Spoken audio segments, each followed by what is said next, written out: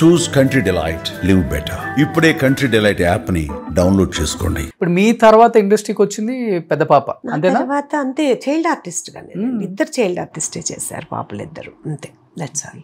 కాకపోతే జేఎంలో తన క్యారెక్టర్ కొంచెం రికగ్నైజ్డ్ క్యారెక్టర్ కాబట్టి నంది అవార్డు కూడా వచ్చింది. అవును, నంది ఇక్కడే ఉంది అనుకుంటా. ఉన్నాయి నందులు ఉన్నాయి, నందులు ఉన్నాయి, 2-3 నందులు ఉన్నాయి. కానీ చాలా న్యాచురల్ గా యాక్ట్ చేశారండి. ఆ పాపకి ట్రైనింగ్ ఇప్పించారా? ఏం లేదండి, ఏం లేదు. తను బహుశా తమిళ్లో కూడా ఇదే క్యారెక్టర్, ఇదే సినిమా తమిళ్ చేసినప్పుడు తను ఎగ్జామ్స్ లేకపోతే ఇంకేదో మూవీకి డేట్స్ ఇచ్చింది. అటు వెళ్ళాలి, అటు వెళ్ళుంటే మాత్రం బహుశా హీరోయిన్ అయిపోయి ఉండేదేమో. బికాజ్ తమిళ్ వాళ్ళు బాగా ఎలాంటి ట్రెడిషనల్గా చేసి న్యాచురల్గా చేసే వాళ్ళని అసలు వదలరండి, అది గుర్తుపెట్టుకొని. బట్ తర్వాత హీరోయిన్గా చాలా ఆపర్చునిటీస్ వచ్చినాయి పాపకి.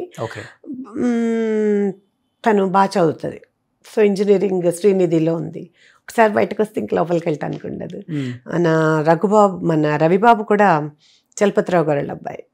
నేను యుఎస్లో ఉంటే కూడా మరీ అడిగి ఒక్కసారి రండి, నచ్చావులే సినిమాకి, ఒక్కసారి స్టోరీ వినండి. నేను ఆల్రెడీ ఆయన సినిమా చేస్తున్నాను అంతకుముందు.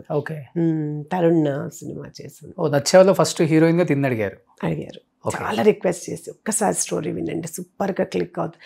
తనకన్నా అది చేస్తుంటే కంటిన్యూ అయిపోయేది పాప హీరోయిన్గా. ఎందుకంటే ఆ టైంలో మంచి ఆపర్చునిటీస్ ఉన్నాయి బాగా. బట్ ఇది కూడా ఉంటుంది కదా, వద్దనుకున్నాం మేము. బాగా చదువుతుంది, ఎందుకు బయటకు తీసుకురావటం అని.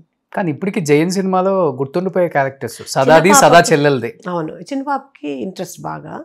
తనకి ఆపర్చునిటీ వచ్చింది కరెక్ట్గా అదే టైంకి. మ్యారేజ్ కూడా ముందు పెట్టాము. 2 చాయిస్ ఏంటి అని అంటే, ఆ బాబు అన్నాడంట మా అల్లుడు, పర్లేదులే తర్వాత అయినా చేద్దుగానిలే అని. ఎందుకంటే మరి తను అమ్మాయి చేసుకోవాలనుకున్నప్పుడు ఏదైనా ఇది చేస్తారు కదా, అట్లా మ్యారేజ్ మొన్న ఫిబ్రవరిలోనే చేశారు. బట్ హీఈస్ ఓకే తను చేయటానికి. కానీ ఇద్దరు పిల్లలకి అంటే పెద్ద పాపకి అసలు ఇష్టం లేదు హీరోయిన్ గా చేయటమే. కానీ తను ఏది మా మాట కాదన్నది. ఇది రెబెల్నెస్. రెండోది తన ఇష్టమైతే మేము ఒప్పుకోవాల్సిందే. ఇప్పుడు పెద్ద పాపని మీరు వద్దన్నారు. వద్దులేమ్మా చదువుకుంటున్నావు కదంటే సరేనండి.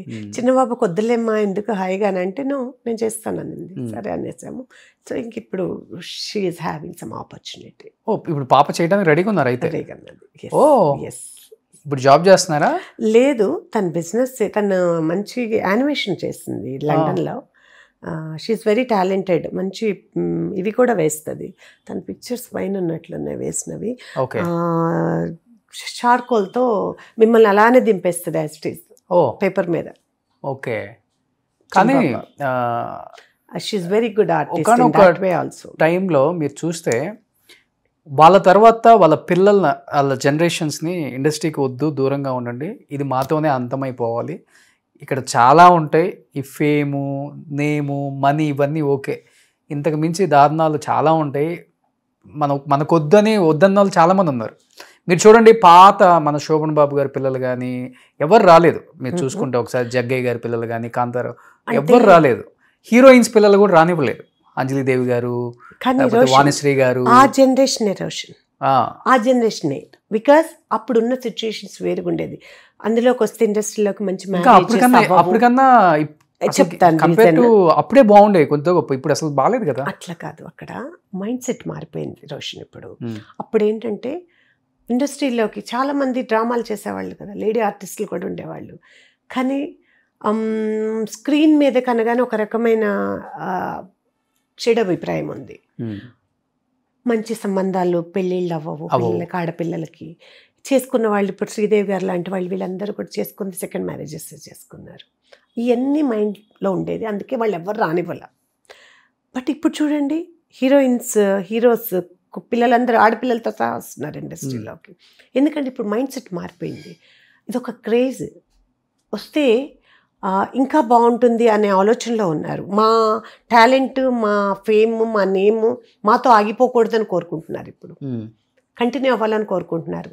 I'm not talking about me, నా గురించి అనట్లేదు. ప్లస్ పిల్లలు కూడా అప్పట్లో చెప్తే వినేవాళ్ళు, ఇప్పుడు వినట్లేదు. వాళ్ళకి ఇష్టమైనవి చేస్తారు వాళ్ళు. సో అట్లా జనరేషన్, ఈ జనరేషన్, నేను ఇది చేయాలనుకుంటున్నా, నేను ఇదే చేస్తాను, మీకు ఇష్టమైతే యాక్సెప్ట్ చేయండి, లేదంటే I will do it my own, నేను చేసేస్తాను అనే సిచ్యుయేషన్ ఇప్పుడు జనరేషన్లో ఉంది. ఓకే. కాబట్టి మీరు ఇంకా you cannot say no. Plus ఇప్పుడు చేసినా కూడా తప్పుగా ఎవరు ఫీల్ అవ్వట్లేదు. They are okay everything. Because if they don't do also, వాళ్ళు చేయకపోయినా కూడా రోషన్, మూవీసే చేయకపోయినా కూడా బయట ఇప్పుడు జనరేషన్ అంతా వాళ్ళ లైఫ్ స్టైల్స్ ఎలా ఉన్నాయి మీరు అనుకునేటట్లు ఓన్లీ యాక్టింగ్, కష్టాలు, బాధలు కాదు, ఇంకా చాలా ఉంటాయి అనుకునేవన్నీ ఇప్పుడు ఈ ఇండస్ట్రీలో లేని వాళ్ళందరికీ కూడా చాలా బాగా ఉంటున్నాయి. దట్స్ డిఫరెంట్ అయిపోయింది ఇప్పుడు, జనరేషనే డిఫరెంట్ అంతే. కానీ ఇప్పుడు మీ బ్లడ్ యాక్సెప్ట్ చేయలేదు చిన్న రొమాంటిక్ సీన్ చేయడానికి, ఒక పొలిటికల్ రౌడీలో చిన్న పైట్ జారే సీనే. మరి అలాంటిది రేపు మీ పాపని యాక్సెప్ట్ చేయగలరా? మీ మైండ్ తీసుకోగలదా? చేయగలదు. ఎందుకంటే నేను పద్ధతులు, పరిస్థితుల ప్రకారం మారే వ్యక్తిని ఇప్పుడు ప్రెసెంట్కి. అప్పుడు నా వరకు తీసుకుంటే ఐఎమ్ నాట్ రెడీ. ఇప్పుడు కూడా ఐఎమ్ నాట్ రెడీ. మీకు మైండ్ లో ఉంటుంది కదా, కుటుంబం, ఫ్యామిలీ, పిల్లలు, భవిష్యత్తు.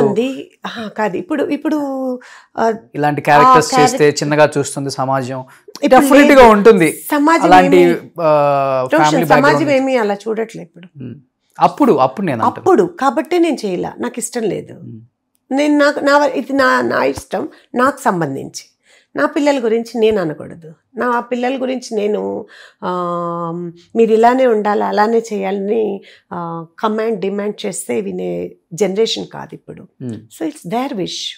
కాకపోతే చెప్తాము మంచి చెడు, జాగ్రత్త, ఇలా ఉండండి అమ్మా, అలా చేయండి అమ్మా, ఇలా చేస్తే బాగుంటుందని నాకున్న ఎక్స్పీరియన్స్ నేను అడ్వైస్ చేసి నేను కొంచెం జాగ్రత్తగా తను గైడ్ చేస్తాను. Okay, that is my mindset now. మీ వారికి కూడా ఓకే? తను కూడా నాలాగే యాక్సెప్ట్ చేయాలి, ఎందుకంటే బిడ్డల కోసం, వాళ్ళ ఇష్టాల కోసం. ఇప్పుడు మీరు బలవంతంగా యాక్సెప్ట్ చేస్తున్నారు అయితే? అఫ్ కోర్స్, నాకెప్పుడూ లేదు కదా ఇంట్రెస్ట్, మా వారికి కూడా ఎప్పుడూ లేదు. కాదు, వాళ్ళకి ఇష్టం ఉందనుకోండి, మరి మనం మా ఇష్టాన్ని వాళ్ళ మీద ఎలా రుద్దమంటారు చెప్పండి రోషన్? Okay, no. ఇప్పుడు పరిస్థితుల ప్రకారం, ఇప్పుడు సైకలాజికల్ ఇవన్నీ తీసుకుంటే నో, అలా మనం ఫోర్స్ చేసే పరిస్థితి లేదు. సో అందుకని ఇంకా గ్రీన్ సిగ్నల్ ఇచ్చేసారు ఫ్యామిలీ అంతే. ఏం చేస్తున్నారు అల్లుళ్ళు? ఏం చేస్తున్నారు? పెద్ద అల్లుడు, పెద్ద పాప సాఫ్ట్వేర్, ఇద్దరు యుఎస్ లోని సిటిజన్స్ వాళ్ళు. స్టేట్ లో ఉంటారు? టెన్నెసీ స్టేట్, నాష్విల్ లో ఉంటారు. ఓకే. సో చిన్నల్లుడు మొన్ననే మ్యారేజ్ అయింది పాపకి, నాయుడు గారి కుండ బిర్యానీ. ఓకే, అది వాళ్ళ తన ఫ్రెండ్స్. సో ఇద్దరు కూడా అత్తగారు సెలెక్ట్ చేసిన అల్లుళ్ళ లేకపోతే మామగారు సెలెక్ట్ చేసిన అల్లుళ్ళ? ఒక రకంగా చెప్పాలంటే మీ ఇద్దరం కలిసే సెలెక్ట్ చేసాం. నేను కొంచెం ఎక్కువ పార్ట్ ఉంది. నేను ఆ పిల్లలు ఆడపిల్లలు కదా, వాళ్ళకి కొంచెం దగ్గరగా ఉంటాను కదా, ఏదన్నా ఉన్నా వాళ్ళు నాతో డిస్కస్ చేస్తారు, నేను వాళ్ళతో డిస్కస్ చేస్తాను. ఎవరైనా ఏదైనా మ్యాచ్ చెప్పినా కూడా అట్లా. ఇవాళ ఆడపిల్లల్ని ఇవ్వాలంటే అన్ని ఆచితూచి, అసలు ప్రాపర్టీ కొంచెం తక్కువ ఉన్నా పర్వాలేదు, క్యారెక్టర్ మంచిది కావాలి అబ్బాయి అని చూస్తున్నారు. టెస్టులు చేశారా బాగానే అల్లుళ్ళకి? చేయలేదు. నో టెస్ట్లా? అట్లా చేయకూడదండి. మనం అర్థం చేసుకోవాలి, తెలుసుకోవాలి, ఫ్యామిలీ బ్యాక్గ్రౌండ్ చూసుకుంటాము. అంతేగాని వాళ్ళు రేపు టెస్ట్లు అది ఇది అంటే అది కరెక్ట్ కాదు.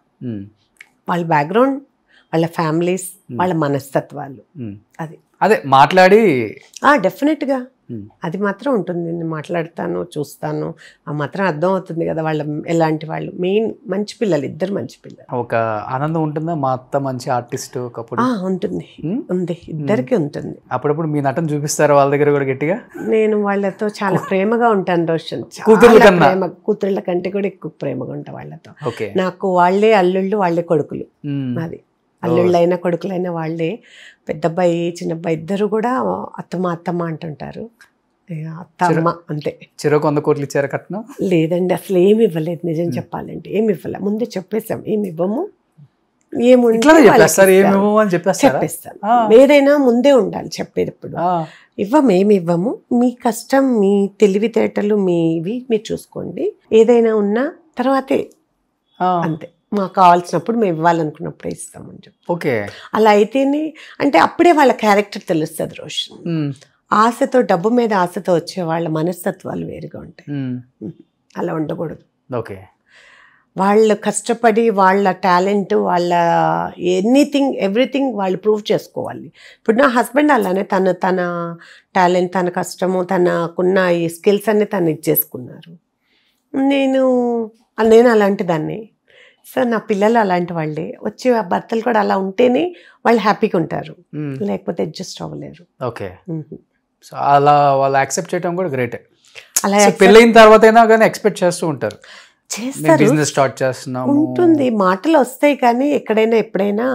బట్ నో, మేము ఎలా ఇంత స్ట్రిక్ట్ గా ఉన్నారు అసలు మీరు? అలానే ఉండాలి, అంతే ఉండాలి. మరి సంపాదించిందంత పిల్లలు ఎంజాయ్ చేయకపోతే ఇంకెలా? అట్లా అనుకోవద్దు. ఎందుకు పిల్లలు ఎంజాయ్ చేయాలి అని చెప్పి వాళ్ళని ప్యాంపర్ చేసి అన్నెసరీ. ప్యాంపర్ అని నేను చెప్పట్లేదు, మరి అంతే కదా, అది ప్యాంపరింగ్. జయలక్ష్మి గారి అమ్మాయి అల్లుడు అంటే ఒక రేంజ్ రోవర్ లో తిరగాలి కదా, అట్లా ఏం లేదు. ఒకళ్ళు వెల్ఫేర్ లోను డిఫెండర్ లోను తిరగాలి కదా, అట్లా ఏం లేదు, అలా ఉండొద్దు. క్యాబ్ వెళ్ళిపోవాలా? క్యాబ్ వెళ్ళొద్దు. నీకు వెహికల్ అనేది దేనికి అవసరం? ఒక ట్రావెల్ కి అవసరం. అది రేంజ్ రోవరా, ఆడినా, బెంజ్ అన్నది కాదు. ప్లస్ నువ్వు ఎవరో ఇస్తే కొనుక్కొని తిరిగే దాంట్లో కంటే నువ్వు సంపాదించుకొని కొనుక్కునే దాంట్లో ఆనందం ఎక్కువ ఉంటుంది. So you get that happiness first. Okay, తర్వాత వచ్చేవి ఎలా అయినా వస్తాయి, ఇచ్చేవి ఎలా అయినా ఇస్తాము. ఇప్పుడు మాత్రం first you should prove your self. Suman టీవీలో మీ పర్సనల్ అండ్ బిజినెస్ ప్రమోషన్స్ కోసం కింది నెంబర్కి కాంటాక్ట్ చేయండి.